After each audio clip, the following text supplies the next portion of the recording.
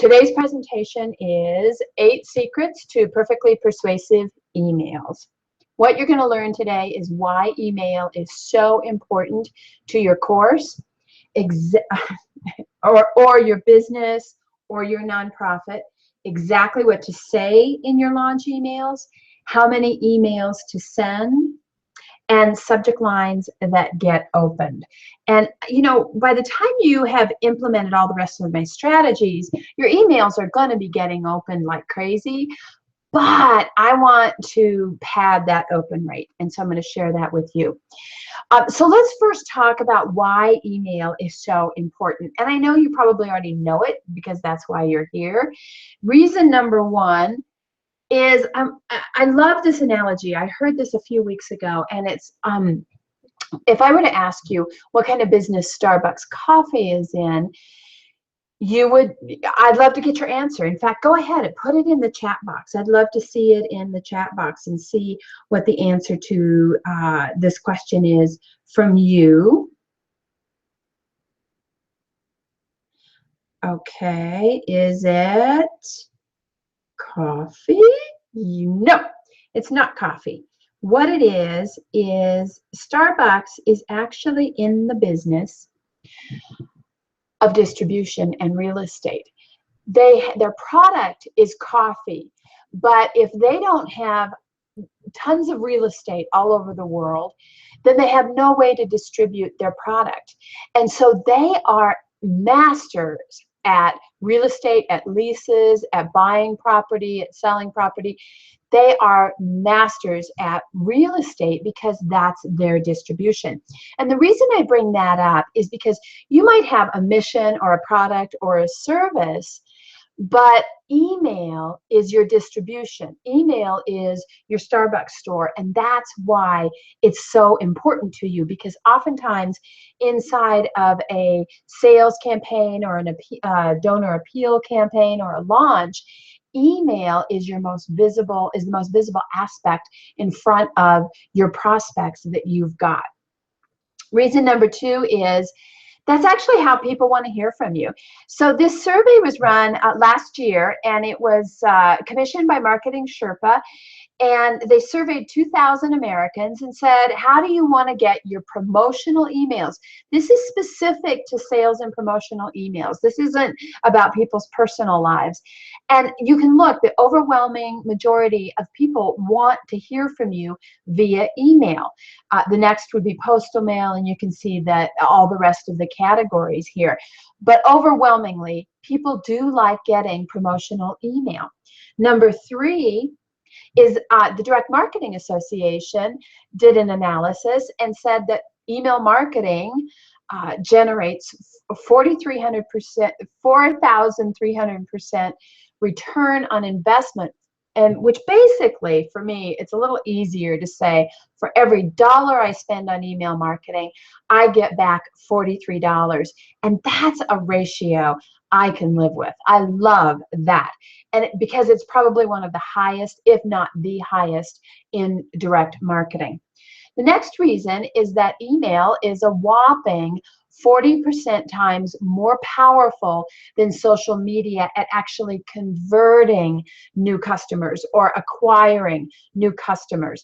And this is really important. I think number one is organic search. If somebody's searching for you, they're much easier to acquire. The next is if you have a lead or a prospect come in, email marketing just dwarfs, just absolutely slays Facebook and Twitter for actually being able to convert that prospect or that lead into a new customer. And here's the thing, I think social media is very powerful for exposure and traffic. You know, a lot of us companies would not be here without the exposure that Facebook gives us. That said, you actually win the sale in email. So I'm always an advocate of using social media to capture an email address. Reason number four is we kind of all end up blindsided by just how many emails we end up writing. And particularly if you're a professional service, maybe you're like me, you have online courses, you're a consultant, a coach. If you're a author. Whenever you're running or a nonprofit organization, when you begin running a sales campaign or maybe a year-end appeal campaign, it's stunning how many emails you end up writing. Now, it's going to vary based on the campaign, but I wanted to do a quick check here. Say you're launching a course or you're launching a brand new program. You might introduce it in a series of blog posts. You might be like me where you're going to have a webinar. So if you have a webinar, you've got all of the pre-webinar invite reminders. Then you've introduced your product, you've launched it, so now you've got all of your sales emails for the launch, and I'm going to take you through what those emails look like. And then you actually have a set of sales emails that are to people that aren't already in your funnel. Maybe they aren't getting emails from you right now, or they didn't attend your webinar, or they weren't at your launch party.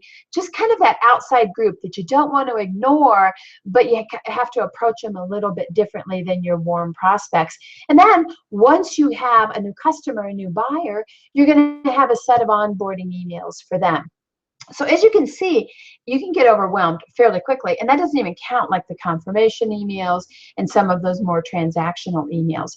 What today's training is about are those sales emails. The sales emails to people that are already in your funnel. They might be warm, they might know, you might have had time to warm them up, or they are not necessarily warm to this particular launch or promotion or sales campaign or direct appeals, but they are warm to you. So that's kind of another set.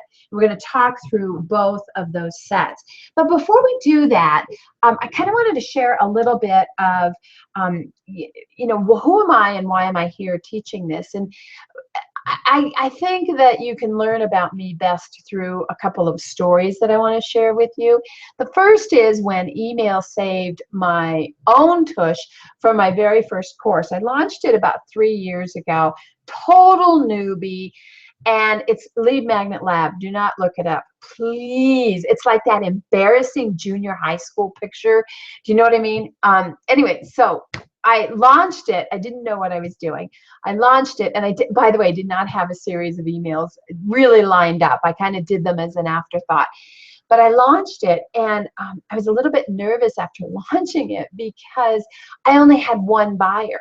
And the one buyer is a titan of industry, Melanie Duncan, who was about to launch her own competitive offering, which is totally fine because it's like shoe stores. The more the merrier. But I was stunned when I saw, the transaction come across, but I was even more stunned that she was the only one that was buying. That was the only acquisition that had come in, and my cart was getting ready to close, in a couple 3 days. So I hustled up and I wrote some emails. I wrote some emails to follow up on my webinar and to follow up on my launch.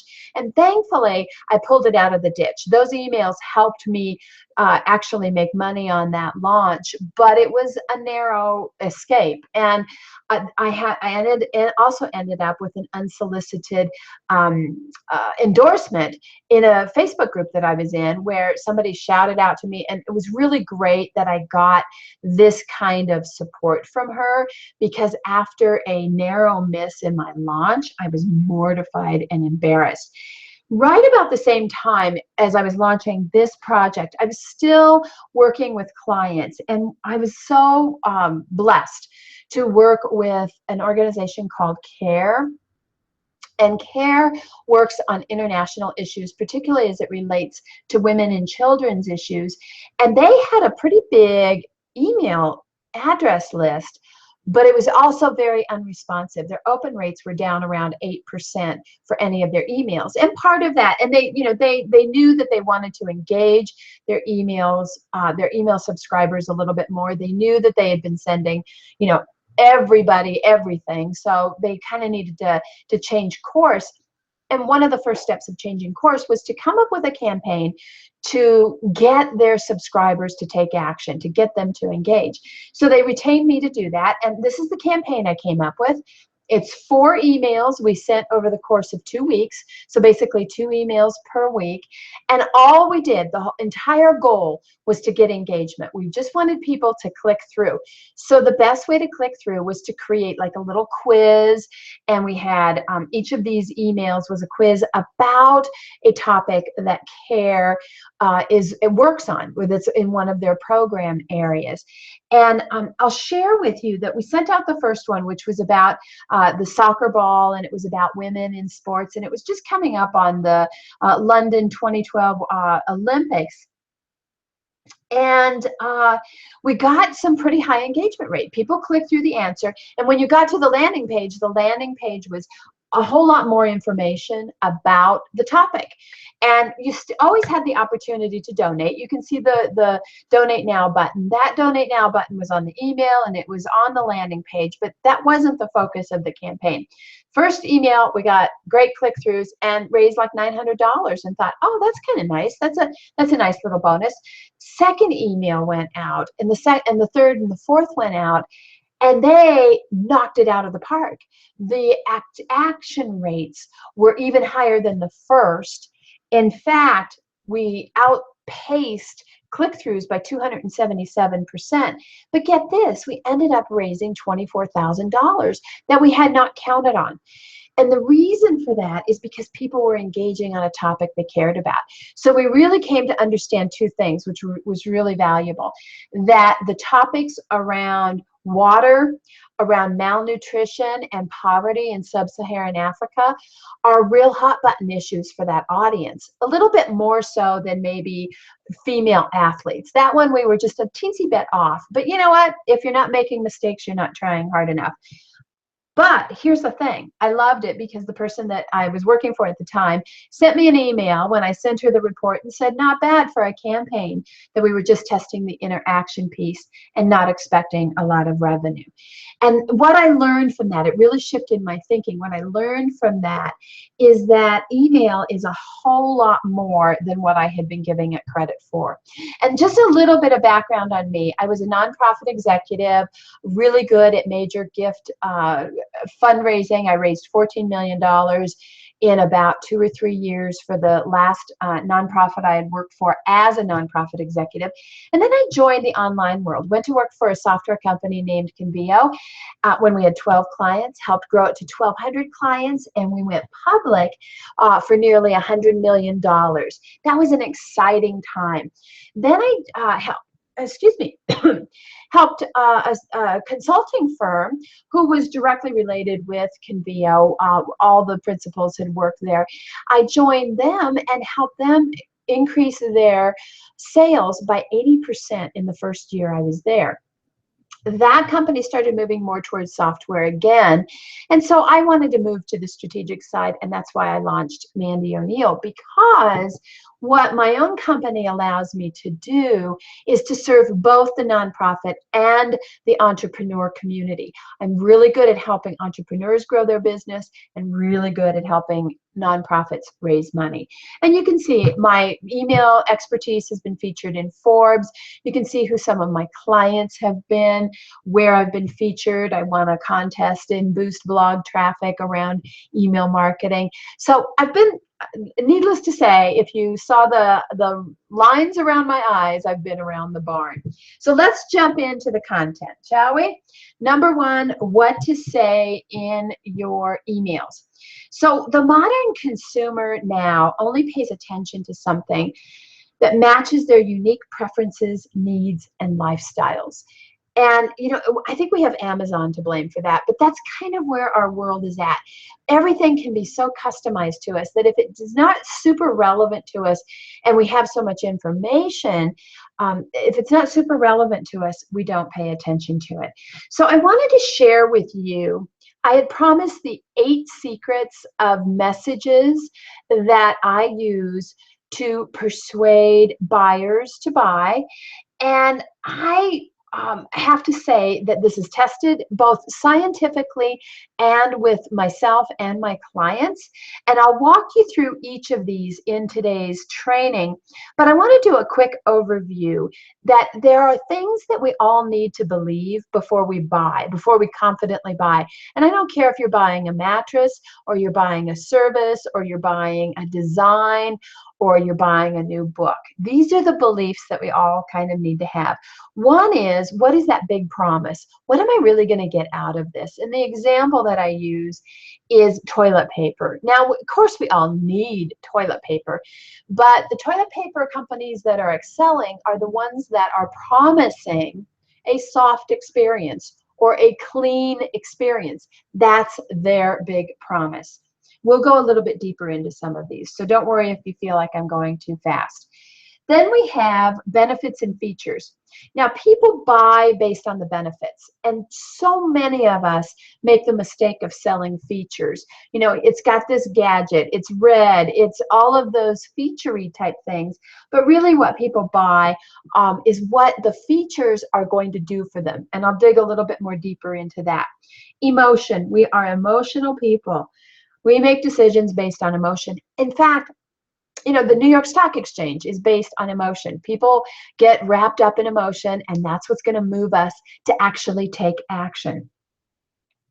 So I'm going to share with you some emotions that you might want to stir, and the best way to stir those emotions manipulative without or coming across as manipulative, but definitely you don't want to be too manipulative. Then there's always the beliefs that are specific to your course, to your book, to your service, to your mission. What do people really need to believe? An example I might give you is if you're a nonprofit working in clean water, there's a lot of clean water nonprofits out there. What do people have to believe that you're the right clean water nonprofit to support? What is that belief, or what is that differentiation that they need to believe in order to support you? Then we have freedom of choice, and this is, I laugh about this. There's like 26 different studies out there about freedom of choice. This has been widely studied academically. And the issue is that people don't like to be sold to. Now, you did not have to do 26 studies to tell me that, right? But what's the important nuance here around freedom of choice is that while people want to know that they're not being pressured to buy, they also want to know that they're making the right decision. So the marketer that addresses up front that a buyer has choices, and the reason that you're the right choice is the marketer that's going to get the sale. Then we also have the easy button. Now, of all of these psychological cues that I'm giving you, I will tell you that easy button has not been academically tested. It has, elements of it have definitely been tested in the marketplace. The easy button is kind of my invention. And the reason that I bring it up to you is that what we find is that there's friction that comes up, particularly in the online world. People don't know you, they can't shake your hand, all of those things play a role. And what I find is that if you make it really easy for somebody to do business with you, somebody to actually buy from you, then you're going to win the sale. And sometimes you can't make it easy. Sometimes people have to do, several clicks or fill out a long form if they're making a donation or something like that. And I totally get that. But the easy button means that you showed them those steps so that there are no surprises. Next is urgency and scarcity. And a lot of marketers rely solely on that, and that's a mistake, but it's also a mistake to not include urgency and scarcity. If you don't have a deadline, you're going to have a hard time making sales, getting donations, anything that you want to do. We are just creatures of deadlines, and you might as well get used to it and find creative ways to build in deadlines. And then finally, social proof. Again, I mentioned that because we do business online, we can't see each other. We can't see the wink. We can't see the head nodding. We can't see body language. We can't see smiles. We can't shake hands. So social proof comes in the form of testimonials, logos, security logos, anything that can reduce risk and increase trust. Now, my download actually covers all of these and gives you some examples, because I will tell you that there's one other takeaway a little bit further into this presentation. But if you take away any one thing from today's training, it's that these cues will make or break your next sales campaign or donor appeal campaign. And so what you want to do is make sure you've got all of them, because if you have everything but you have no urgency or scarcity, you're not going to get sales. What if you have everything but you don't have emotion? You're not going to get sales. If you have everything but convincing somebody that you're the right choice, not the only choice, but you're the right choice, you're not going to get the sale. So this is one of those that is not a trick question. If you miss any of these in your messages, now they don't have to all be in one email, but if you miss any of them in your sales campaign or your donor appeal campaign, you're going to be in trouble. So here is the download that I shared the link with you, and definitely download this and take advantage of it. You are going to see instant improvement in your email campaigns, not to mention that it's really kind of nice now to know what to know what you're going to say in your emails. So real quickly, I'm going to go through these very quickly because I've got a lot to cover. Big promise is you're going to earn $2,500 a month as a voiceover performer. You're going to get career advancement without crushing student loans. How about all the tools you need to skyrocket your real estate business in one place? Here's a great example. I can see her. I just can't remember her name. But she has a program called Ace the Pitch, and what she does is she helps software entrepreneurs, Silicon Valley entrepreneurs create killer presentations to get their companies funded. So her presentations will get you millions of dollars, or at least $1 million, or 500,000 in seed money. So it's a really great program, and that's what her promise is. Go from yawn to yes in 6 weeks, and it's really set up to make you succeed in your venture capital pitch. Benefits and features are, we're persuaded by benefits, not features. So always focus on what your features do. And the best example I can give you is this great quote that I use, which is, people don't buy a mattress, they buy a good night's sleep. I wish I had created that. I did not. I stole it from somewhere and I don't even know where. But it's brilliant because your mattress can be firm, your mattress can be on sale, you could have free home delivery, maybe you'll haul away the old mattress.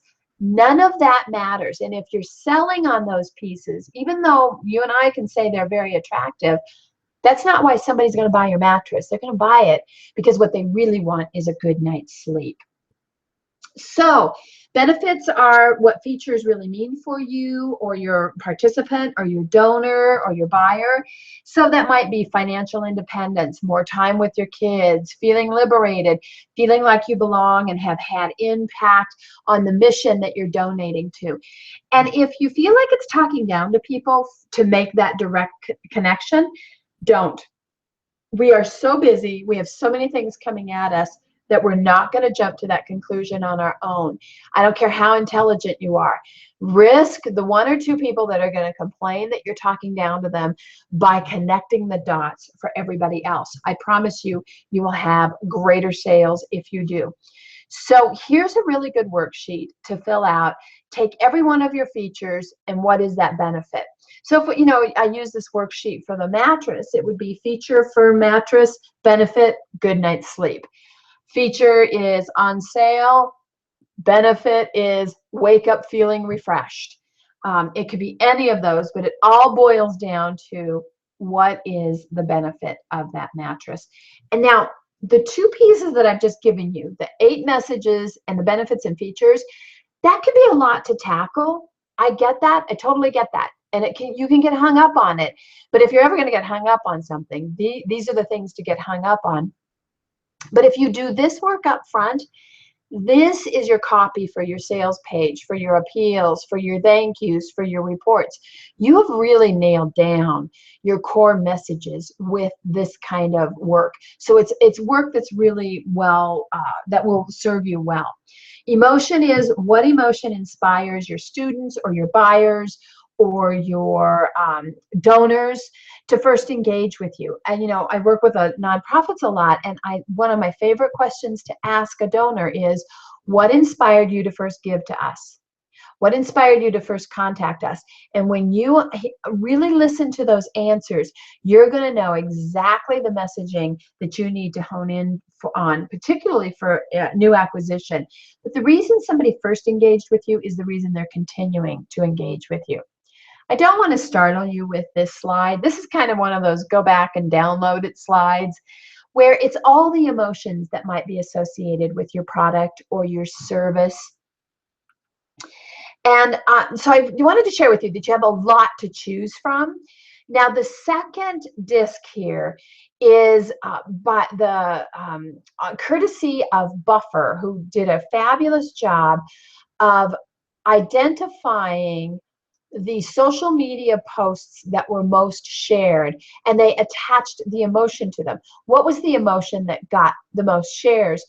Under the presumption that people are only going to share, they're going to take action and share something that really profoundly affects them. And no surprise that surprise was one of the highest emotions. People loved, the anticipation and the surprise, and expectancy. So a little bit of curiosity.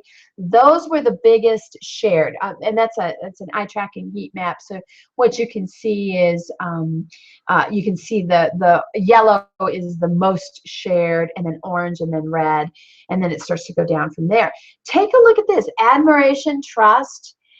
Those are highly shared emotions, and I think those are huge triggers. And I don't care whether you're in the for-profit or the nonprofit sector, those are very important benefits and emotional triggers to people, as are delight, serenity, cheerfulness.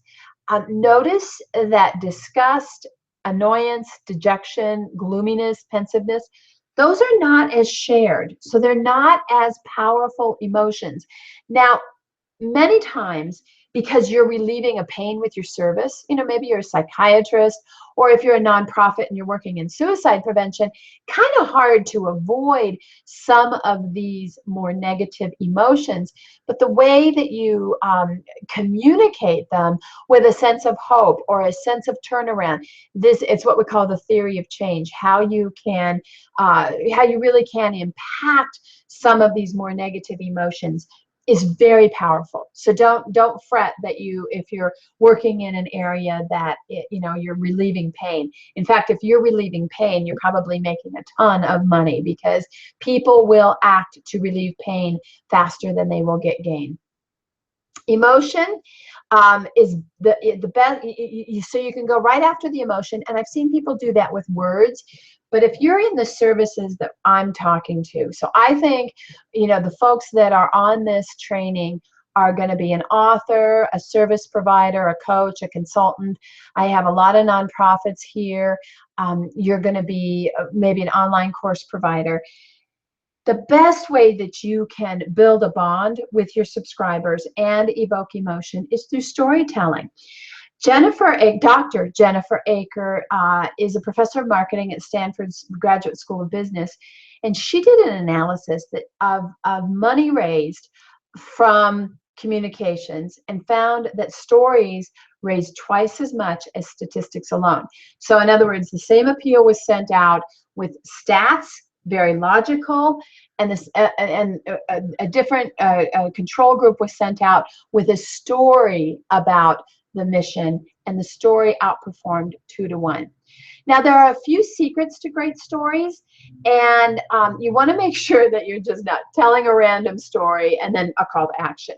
Your story needs to lead to a call to action in a single email Or you can run it across 3 emails. Now, this is a very advanced strategy. And when I see it done, it's really done well.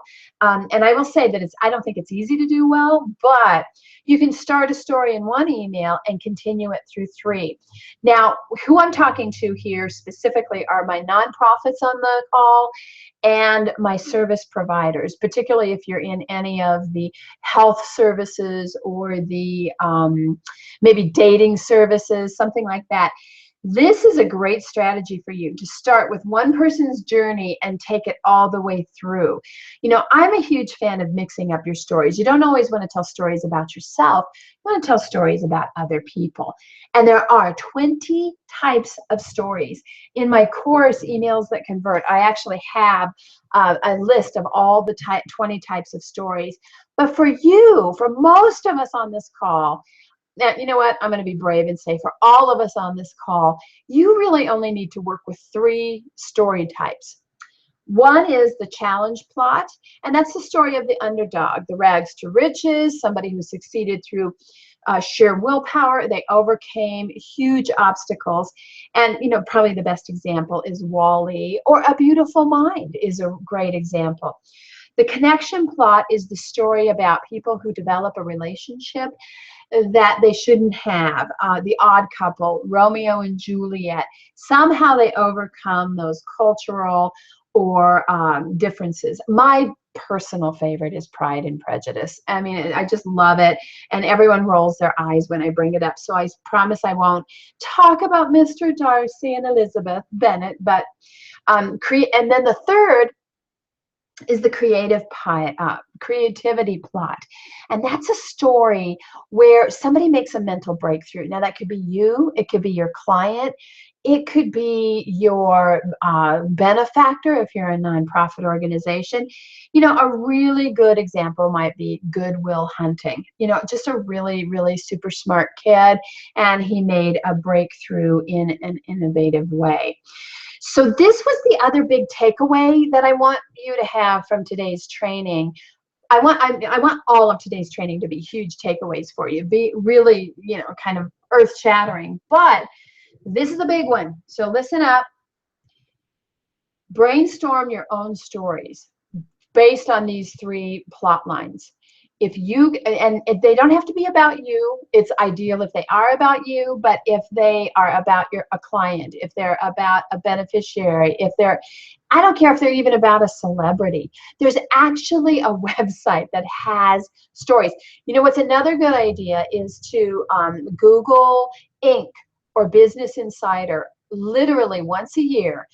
Every one of those magazines, Entrepreneur, are going to go through and they're going to ask really important people, what was their breakthrough moment? What was the best business advice they ever got? Those stories are fair game for you to use, but figure out what stories are for each of these 3 plot lines. When you start using these stories to tell your story in your emails, your world is going to change dramatically. I want to give you an example of a client that I worked with. Fantastic organization, helps nonprofits win major sponsorships. And here is a series, and I had her go through that exercise. I asked her for the stories that impacted her the most in her life, and we turned them into emails. And then these were emails reminding people to come to a webinar. So I love this first one. The first one is my favorite. Probably not the most emotional, but here's how I work, and kind of showed the behind the scenes. And the subject line was, here's a backstage pass to how I roll. And you can see that, you know, when you start creating it, the first draft looks like shit, and this is great. It's kind of nice to put people at ease and what they were going to learn at her training webinar. The second is she told a story of a client. She had a confession to make, and she wanted to tell the story about how they transformed a 1-day campaign into a 30-day campaign, and a huge win. So she was able to convey a case study without saying, here's a boring statistical case study. She actually put it in the context of a story. And then she confessed that it didn't take rocket science to get those results, that she can help you also get those results. And then the third was that she was still in a confessing mode, and she had been involved in the Yellow Bracelet for Live Strong Foundation at the very beginning. So that was a huge win and a huge experience in her professional life. But she didn't tell that story. What she told the story of is that was not her proudest moment. Her proudest moment was after finding out that her mom had cancer, and that the work that she had been doing was benefiting people just like her mom. And when her mother was able to be at her son's baptism, that was the moment she remembers the most, which I think we can all identify with. If, business is personal, and she conveyed that in this email. Those were all sales emails, people, and it's really hard to tell because they were so engaging and so interesting. I have a couple of other examples for you. I'm a huge fan. I've never taken his courses, but I'm a huge fan of Ramit Sethi's emails. This guy is a brilliant emailer, and he tells stories, and he doesn't always tell them about himself. Sometimes he does. He'll tell them about other people, but he's just brilliant. Look at this opening. Indian parents' advice to their kids. Age 18, don't date anyone. Age 21, don't date. Age 23, don't date. Age 25, why aren't you married? That classic? That happens in everybody's home. And, he goes on to talk about how, the mindset drives him crazy, and how your parents kind of train you to be risk avoidance, to avoid risk, and that can hurt you, particularly as you grow into your career. Another one is, and this one I want you to grab and sneaky use it. Oh, this is brilliant, and I've used it. I can't tell you how many times. This other example is, if you don't have a story, sometimes you just don't have a story, or you can't think of it. One, what I'll do is I will do kind of a book review. By the way, I was reading such and such book, and here's the story they told, or here's the summary of what they said, and I give a quick bulleted summary. The beauty of that is it's kind of like third-party validation. You're not the one saying that this is what people need to do, and it's kind of helpful information. Definitely, it's sneaky good, and you need to steal it, whether you're in a sales campaign or not. Steal it, because it helps you make your point via story. And the reason stories are so powerful for emotion is that they really trigger a brain reaction that helps us relax and see ourselves inside of that story. Can't talk enough about stories. Social proof, you definitely want to share testimonials as seen in. Everyone else is doing it. Here's an example of join our community of 300,000 bloggers. It's kind of hard to believe that there's anything wrong with that, right? Social proof is seen in, money back guarantees, VeriSign, online security badges are very, very powerful. In the nonprofit world, those are tremendous boosts on the donation page, that people just want to know that their money is going to be secure. It's a reasonable question in people's mind, so definitely use that. Or if you've been featured on major media. Urgency and scarcity, our human nature is to wait until the last minute. And so what you want to do is convey the urgency and scarcity. And I've got a couple of, just killer great examples coming up. One I use is I put a countdown clock. I put it on my sales pages, and I put it in my emails. Works like a charm. Mostly because it works great for me. Like, I love it when people are just blunt with me that I've got 12 hours left to act. This is the most brilliant example of urgency and scarcity from the Leukemia and Lymphoma Society. They have a 3-day sale, $33 registration for a sold-out triathlon that you can't get into unless you register through them. This is brilliant copywriting, brilliant subject line writing. Here's some other examples. For example, with Amazon, I'm going to start here on the right-hand side. Do you see how Amazon very subtly won it tomorrow by want it tomorrow, July 3rd, order in the next 9 hours or 32 minutes. Now, most of you are thinking, oh, I thought that was just handy so that I knew when, that's urgency and scarcity working on you. Or how about if you're booking a flight, 3 left, there's only 3 seats left at $355. So there's kind of some urgency to buy it. And there's also a countdown timer. I'm going to show you an example of that in our last slide in today's presentation. So here's some other examples around urgency and scarcity. Only 50 spaces left. Team discount, 50% off. The price is going to increase. We're almost sold out. I know, I think it's Tough Mudder that does a brilliant countdown of how many slots they'll sell at a certain rate. And you can actually see the countdown right on the checkout page. Now, the easy button, as I mentioned, everything that I've shared with you is backed by science, by higher education, and also by testing. This one is my own invention, but not without backing of testing and results, which is relative to the easy button. It's got to be easy for people to buy from you and do business from you. And if it's not easy, make it no surprise. So you want to overcome objections. You want to cut any non-essential copy. You want to make it easy to scan your stuff. And you want to let people know that all they have to do is three simple clicks. 1 click, they're ready to go. And I'm going to actually show you an example here at the end of my presentation, because I'm going to give you a chance, an offer that you're going to be able to take advantage of. Freedom of choices. People don't like to be sold to, but they do like to know that they have a choice. So use the words, the choice is yours. And make sure that you always address that they're making the best possible decision. Okay? And I just need to make a note here to myself. Okay, good. So the example here is the choice is yours. You have a choice to make. I support whatever you choose and know that you're making the right decision if you A, B, C. How often should you email? Well, now that you've laid out all your messages, kind of your messaging is going to dictate how often you should email to a certain degree, because you're not going to be able to get all of those 8 messages into one email. You could try. It'll be a colossal email. And I don't say don't try it, because colossal emails work great too.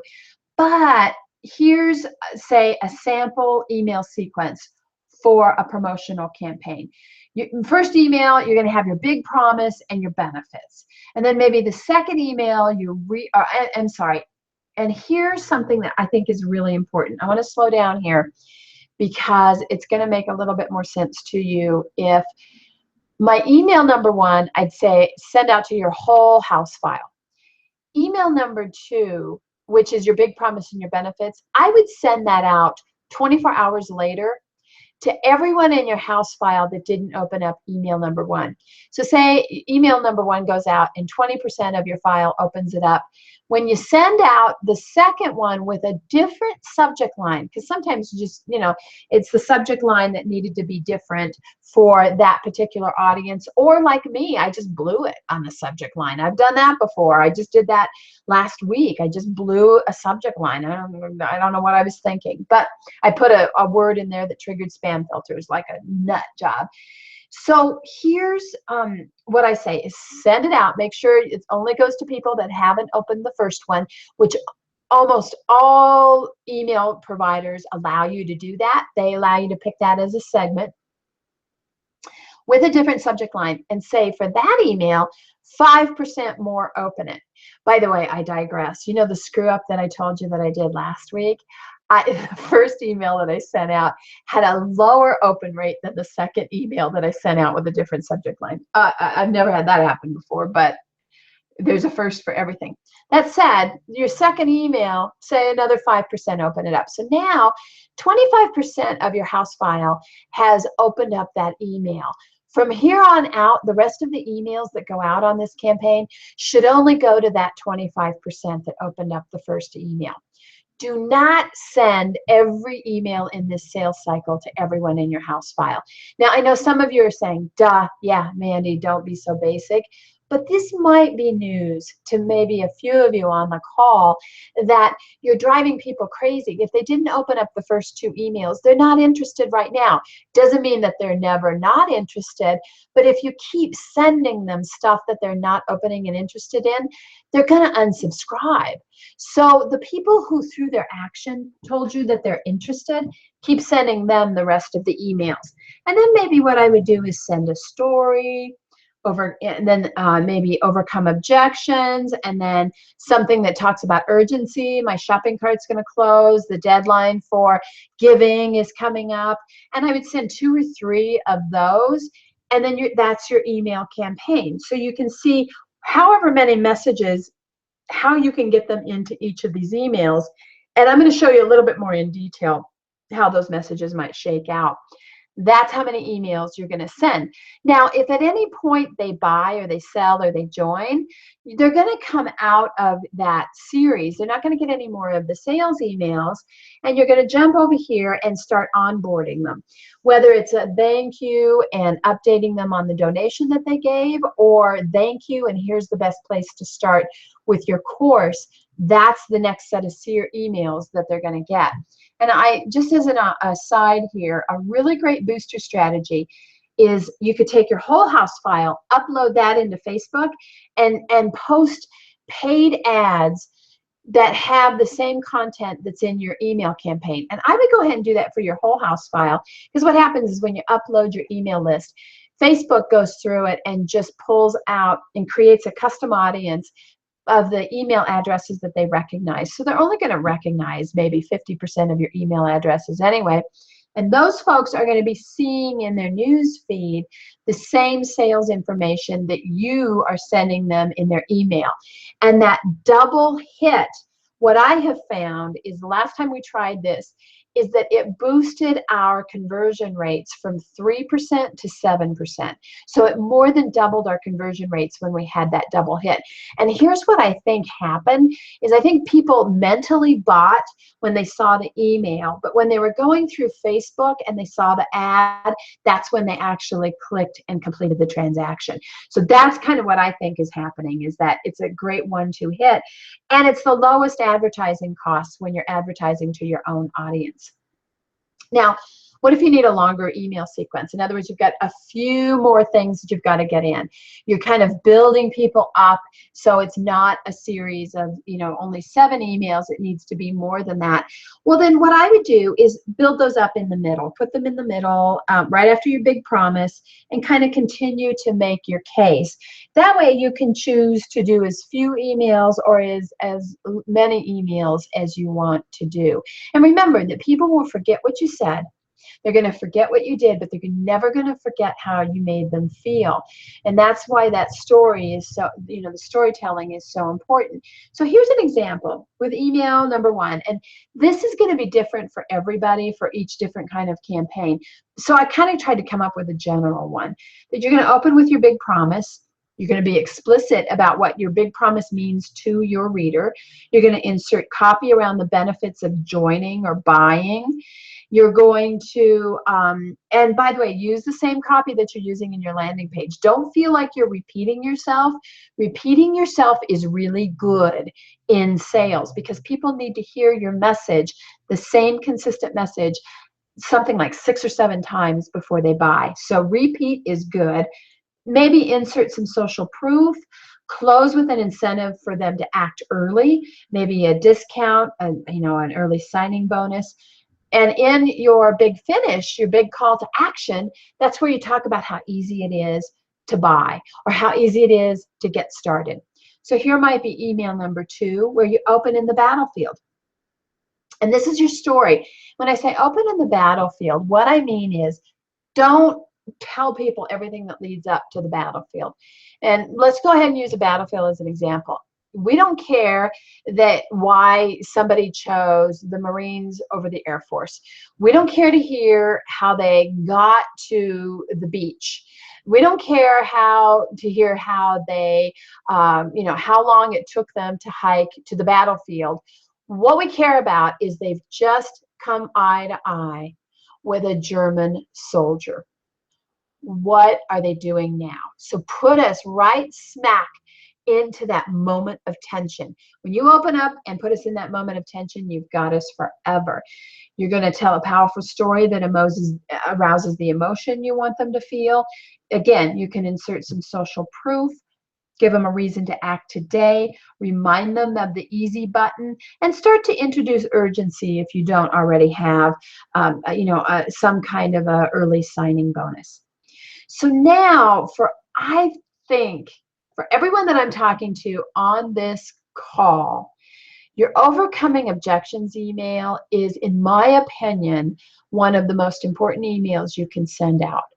And I want you to do a really good job of it.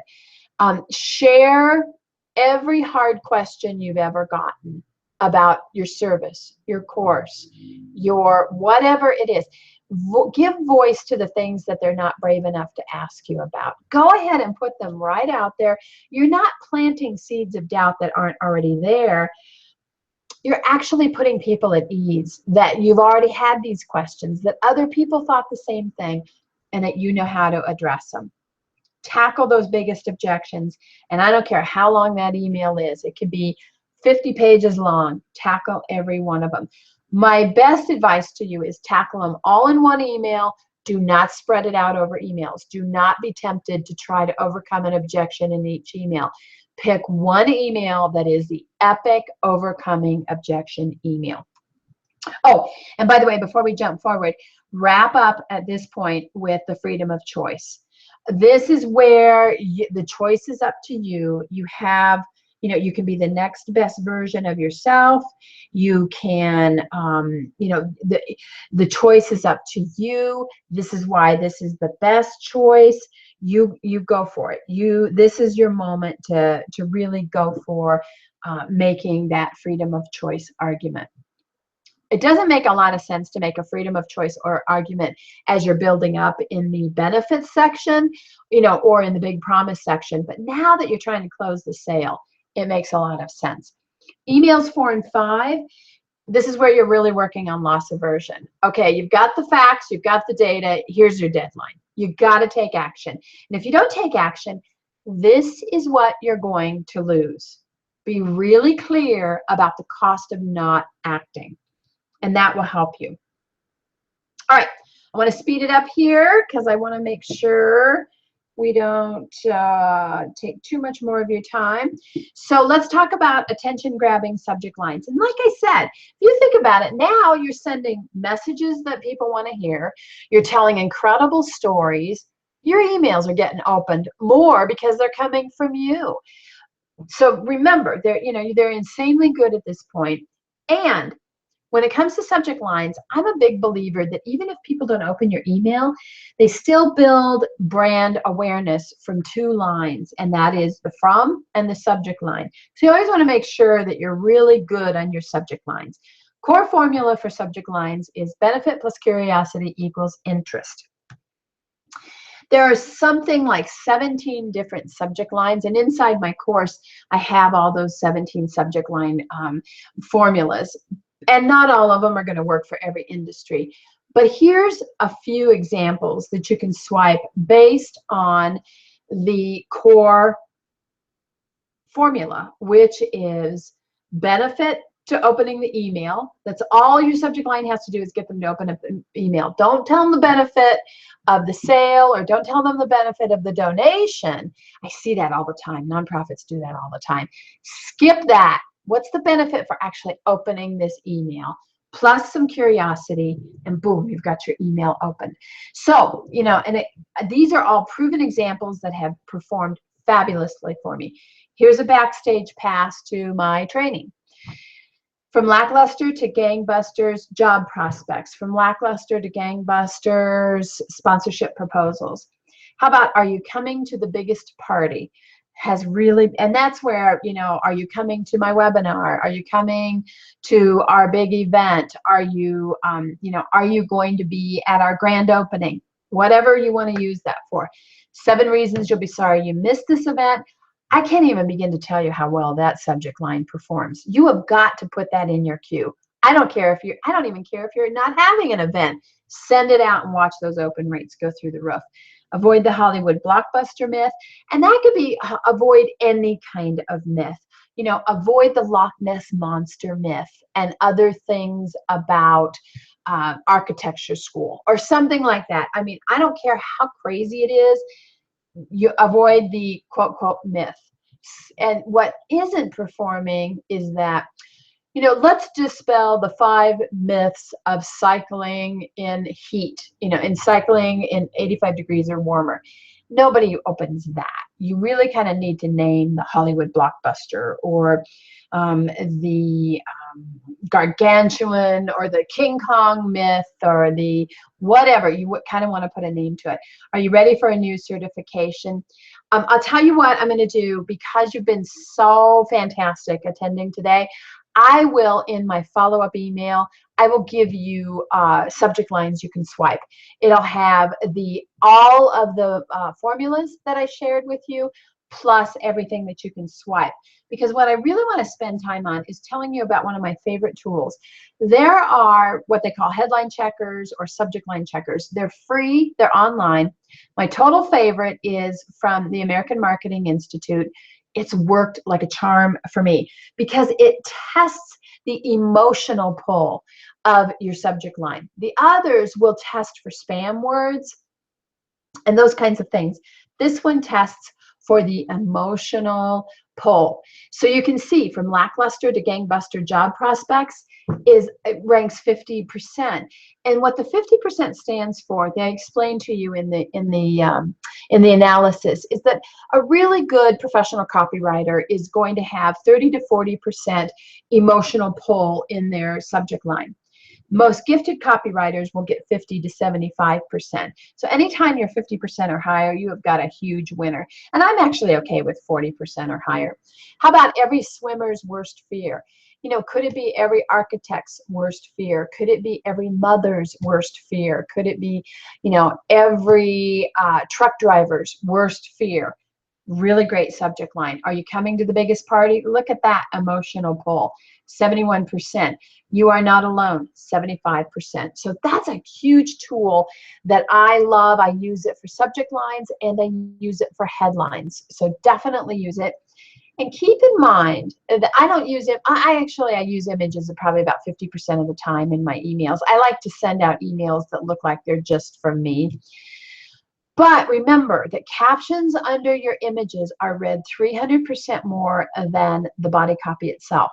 So those headlines, those subject lines, make sure that you're using all of your best tricks on that photo caption, because it's going to get read no matter what.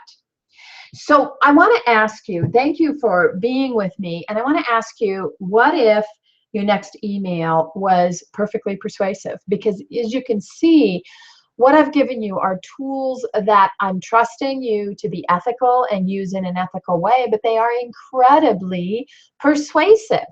They are exactly what you need to say, and you can skip all the rest. And what if your next email was, and the one after that, and how about every one of them after that? Because what I've given you today is repeatable for every sales campaign, for every donor appeal campaign, for every launch. You can use this formula. So you have a choice. You can wing it and use everything I've given you today, the cheat sheets.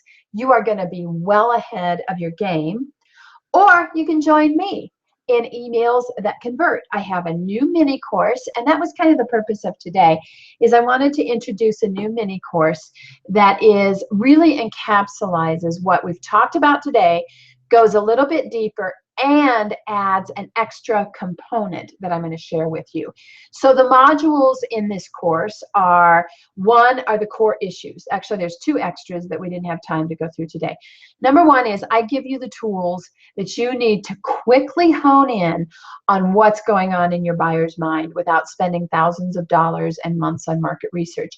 You know, when we were going through the messages, you might have said, gosh, I don't know which benefits matter most to my market. This module is going to help you find that out. And note that, again, a quote that I did not say, I wish I had: the marketer that knows their audience best wins. When people think you get them, you get them.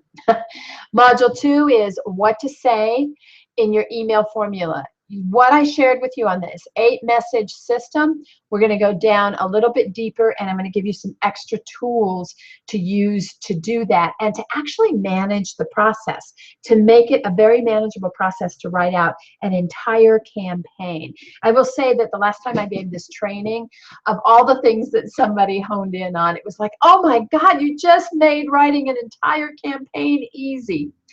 Module number 3 is how many emails to send. Now you can see from my formula, the messages drive how many emails to a certain degree, but there's timing. How quickly do you want to send them? And more importantly, what do you do when you're not in a sales campaign? Because I will tell you, if people don't hear from you, it hurts you. You need to be in their inbox. I'm just going to kind of give away the plot line here. You must be in their inbox at least twice per month, or you're going to become irrelevant. I don't care who you are, you'll become irrelevant. Module number 4 is about finding your voice. This is another huge competitive advantage. It makes you memorable.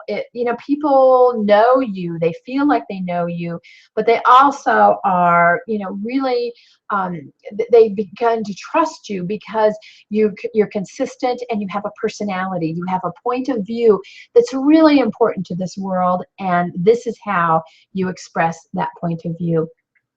And the final module are irresistible subject lines. This is where I go deeper into the subject lines and give you a lot more resources for writing these subject lines, because if you're in our industry, you're going to write a lot of emails, and that's a lot of subject lines. You've got to get really good at it.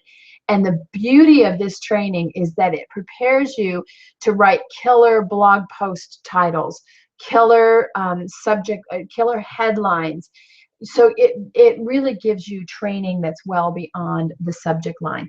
What you're going to create are the exact messages you need to say in your emails to get the sale, donation, registration, membership, loyalty. You're going to have your own unique voice that makes your readers fall in love with you and rave about you.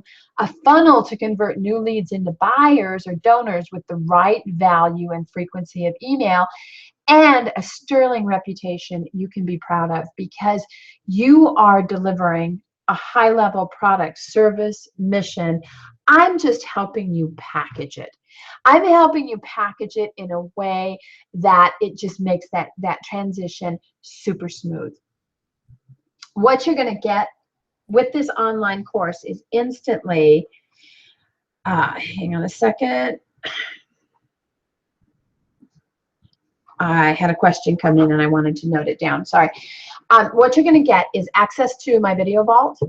You'll get cheat sheets, PDFs of the slides, audio of the slides, examples, templates, and frankly, I even have email copy that in this course that you're going to be able to see. My feedback and community feedback and help relative to your email topics. You can see I've got cheat sheets. I actually make this course about as actionable as I can, because I just, it's great that people have the lecture courses, but you got to get an email out the door, and that email's got to generate sales. It's got to generate donations, and I get that. So you have access to all of that in this course. And you know what? You're going to be really proud to hit send every time. I don't know about you, but I get really tired of that tentativeness and, oh God, how many unsubscribes? And did I say the right thing? You don't have that anxiety anymore. You know you're saying the right thing, and you're kind of like, I can't wait until this email hits. Those emails that I showed you from Rachel, I loved writing those emails, and I could not wait until people could read them. And the feedback she got was tremendous, absolutely tremendous. So you're going to get, we have a private Facebook group that you can join in. You can ask questions. You can get feedback. I'm in there regularly, and I actually give tips and advice there that I don't give anywhere else. I mentioned that I have email swipes in the course. I keep adding to it. Somebody said, I need an email to send to a new subscriber. So not only did I write the email, but I annotated it. So when you're going in, your voice might not be mine, but you'll see why I wrote what I wrote, and that gives you direction to be able to write your own. And again, who is this program for? This is for bloggers. online course providers, authors, coaches, consultants, professional services, nonprofit organizations. I love my retailers and I love my retail emails, but they're a little bit different. Some of the strategies are the same, but I will tell you that my expertise, my sweet spot is helping this group right here double and triple sales via email. So that's really who this course is for. Here's an example of someone that I've worked with, Doctors Without Borders. I was really honored to work with them and help them grow their event fundraising program. And again, you know, we just increased it year after year after year. I work with lots of folks on the Salesforce.com foundation, and, you know, frankly, in my own community on the nonprofit side. So this course is 60-day money-back guarantee, no questions asked. I'm not even, the only question I might ask you is, what could I do better? But frankly, I don't even ask that, because I just don't want people to hesitate to give this a try, because it is so powerful. I do have a pre-launch webinar deal. I'm in the process of refining this for a full launch, and when it comes out, it's going to be $79. But my pre-launch deal is $19.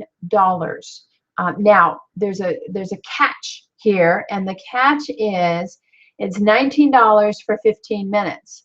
And then the price goes up. The price will jump immediately. So this URL will take you to a sales page that the timer is going to start with you. So if you don't buy it right away, you are going to miss the $19. That is the absolute cheapest that I would ever sell this. And it's a screaming deal at that, because it really is. It's a screaming deal at $79.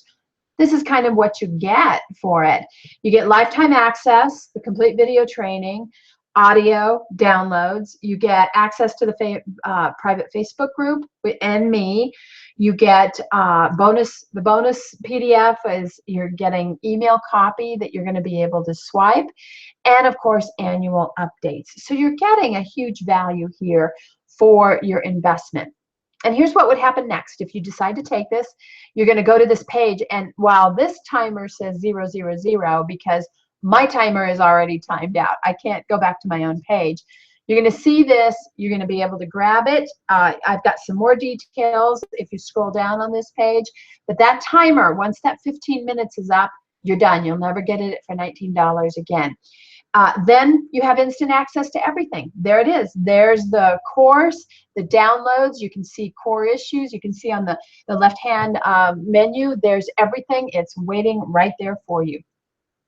Now, we are running past a little bit of time here. I'm going to check for questions, but I wanted to show you this clock. Look at this countdown clock.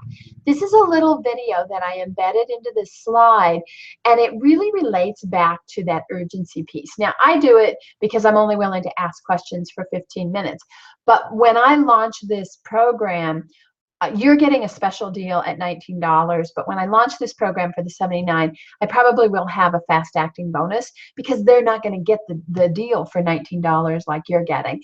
So I have the countdown clock for that purpose and that purpose alone. But I wanted to show it to you because I thought you would like to see the urgency that is an example of the urgency and how that works. All right, so let's check. If you can bear with me for a second, I'm going to take a drink of water, and I'm going to look for questions.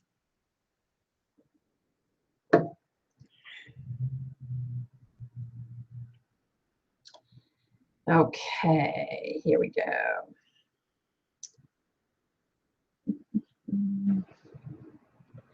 Oh, okay, good. Okay, that's a really good question. All right, well, the first question I'm going to take, which is super duper easy, is how long should my emails be?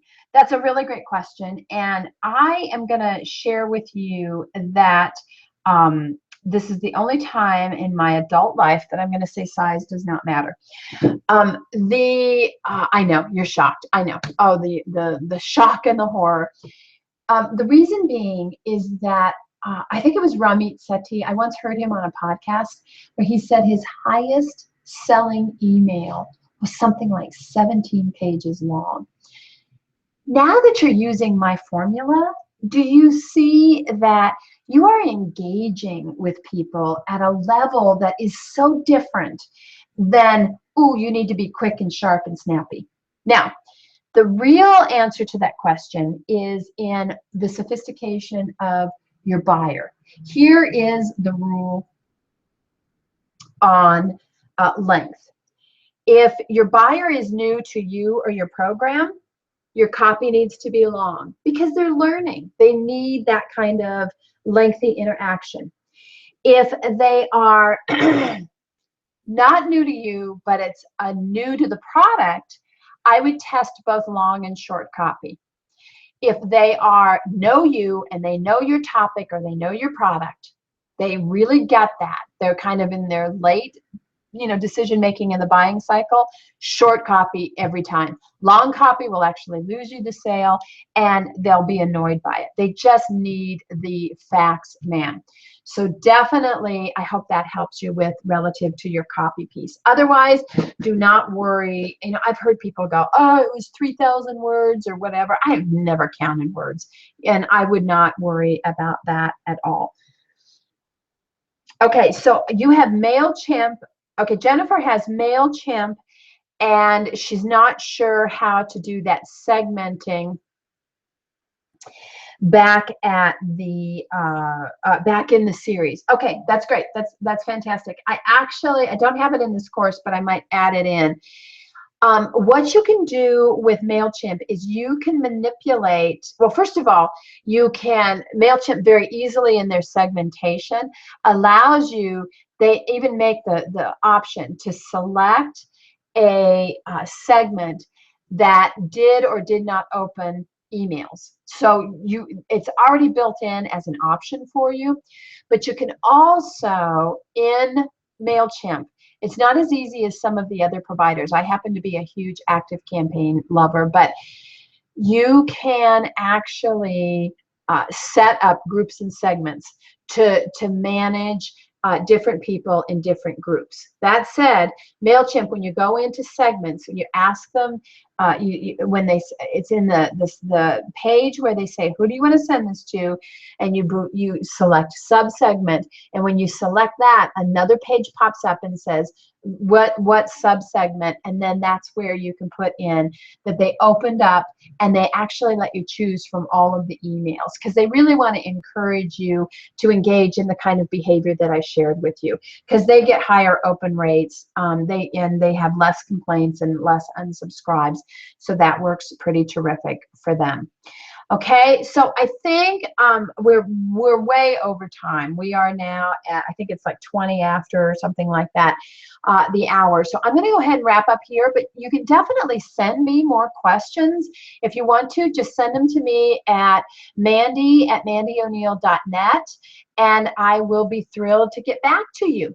Thanks again for joining me today. Bye.